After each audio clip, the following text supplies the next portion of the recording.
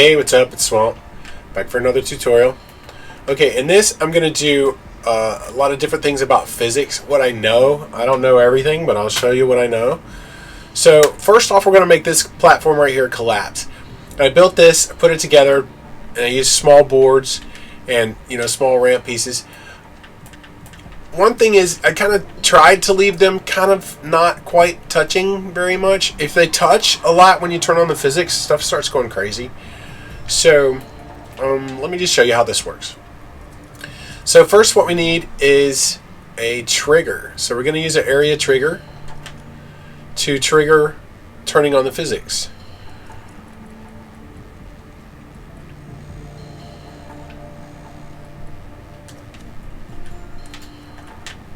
Alright. Set that right there, make it a little bit bigger. Okay, just set that right there on the board so that when you hit it, it'll trigger it. Okay, then what we need is a physics event. Now what we're going to do is we're going to turn on the physics on all these boards. So we need to select them.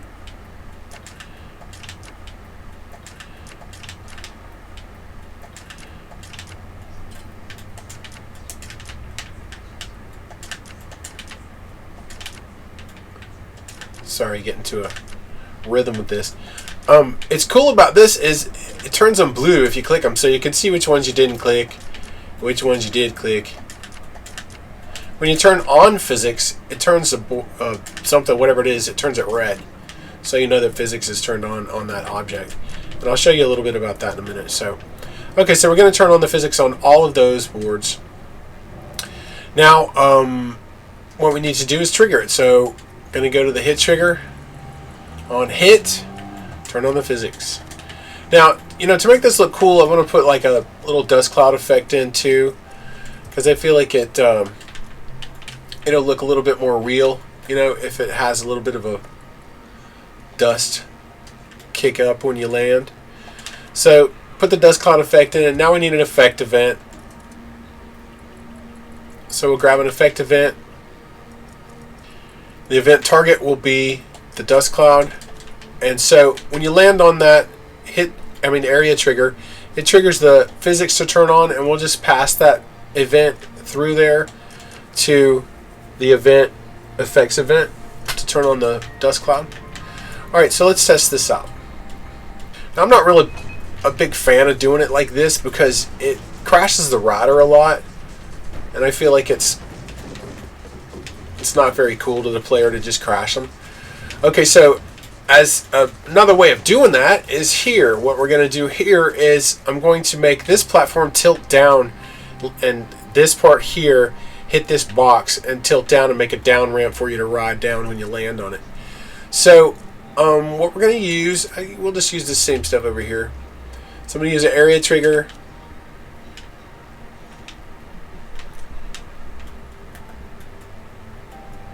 Set it over here. Okay, and then we need a physics event. We'll get a new physics event. Alright, so, and also what we're going to need is a physics joint. So, let's grab a physics joint. We're going to use a rotational hinge this time. So, rotational hinge, single axis. The first target is going to be a board that we want to attach the hinge to. Second target is going to be the other board we want to attach the hinge to, which will be this ramp. Alright, disable collision, and then select the pivot. Now, I have my editor settings set to 45 degrees, so if you can hit R3 and it'll snap the pivot to the drive line, and then I just rotate it twice to give it 45-degree rotation. Okay. Alright, and line that up on the... So the red circle is the way that it's going to rotate. I'm going to turn the physics on this board and on this ramp so that the gravity will pull it down. So what you need is a physics event. So let's go to events, grab a physics event. We're going to turn the physics on. Event targets are going to be that ramp and that board. Alright, now I like adding a little extra stuff, so I'm going to add another dust cloud impact here when the board hits the box. And so what we'll need is an area trigger for that, but it's going to be triggered by the ramp instead of the rider. So we're going to put the area trigger there. Now we need an effect event to turn on the dust cloud. So we grab an effect event. Event target is going to be the dust cloud. Okay, and with the impact area trigger, it's going to be triggered by not the bike and not the rider, but an object's instance, which is going to be that ramp. And then on hit, it's going to turn on the dust cloud.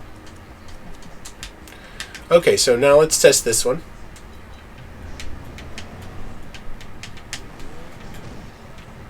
It doesn't work. What did we do wrong? We forgot to trigger the physics. So we go to the area trigger, on hit, turn on the physics.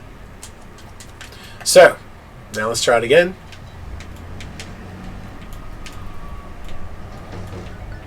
You see when it falls down, it hits the, triggers the dust cloud, and it hits that box and stops it. The other board falls away, out of your way. So I like doing it like this because it's a lot more in control. You have a lot more control of it, and it controls, you know, it doesn't crash the rider as much. Someone may crash, but maybe not. Okay, so in this I'm going to show you how to do a seesaw. So we're just going to ride up and this is going to fall down on the other side. This is fairly easy too. This is a physics thing also. So what we're going to use is another physics joint because we want a rotational hinge. And that we're going to use rotational hinge. First target is going to be this. Second target is going to be the board. Disable collision. Select pivot. I click R3, double click R3 to get it to the right stick. Double click the right stick and it'll put something on the drive line. And then rotate it so it rotates like you want your seesaw to rotate. Now we need to turn the physics on the board that's going to be moving. So let's grab triggers and events. We need an area trigger. And I'm going to put it here so that make sure you're up on this board before you turn the physics on, so your weight is on the board. And the physics event we're going to turn on. Event target's going to be this board. This area trigger, on hit, turn on the physics. Okay, so now let's try this one.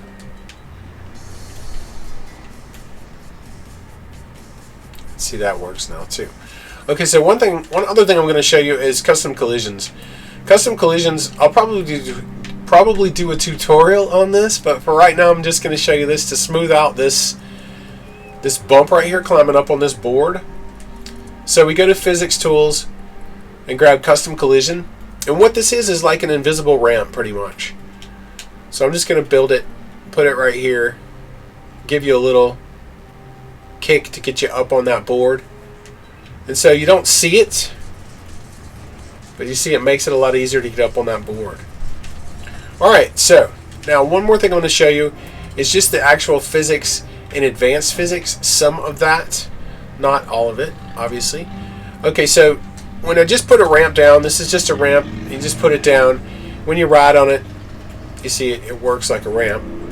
So when you turn these invisible, if you turn this invisible, then you see when you ride that you just ride right through it. You don't see it at all. It doesn't affect you at all. But what you can do is you can go to advanced physics, and you can go down here to physics type, and you can set this to contact response. And what that means is it's going to respond to contact. So now if you do that, then when you ride on it, you see you ride on the actual invisible ramp because it has contact response. Now if we turn the visibility back on this and go back to advanced physics, now what we can do is contact response is pretty much, I think, the same as default except for the visibility part. There's another thing that you can set this to is decoration only. And this is what I use this a lot. because when you're building tracks with a lot of scenery and stuff, you really need to set everything to decoration only when you're not going to be riding on it, because it really pulls on the processor to have to worry about the physics on that object, because it's got to constantly be testing to see if the rider is touching it. And so you say if you have a ramp over here and you're riding by, the game will be looking to see if you're touching this ramp unless you set this to default. I mean to decoration only. Because when you set it to default or contact response, the game's going to be looking constantly to see where the rider is, see if he's close to this ramp, and see if he's touching it. And if it is, it has to respond to that by pushing him up. So if you turn all that off, then the game doesn't have to worry about that, and it'll help the performance of your track. So that's pretty much all I know about it. I'm going to do some more tutorials on custom collisions and stuff like that, but pretty much this gives you a good idea how to make a collapsing ramp. We have a collapsing ramp and then a ramp with a rotational hinge. So that falls all down. This rotates down. This we probably won't even drop on. And then the other ramp. So that's pretty much it. I hope it helps you guys. Good luck with everything. Have a good time. Thanks for watching.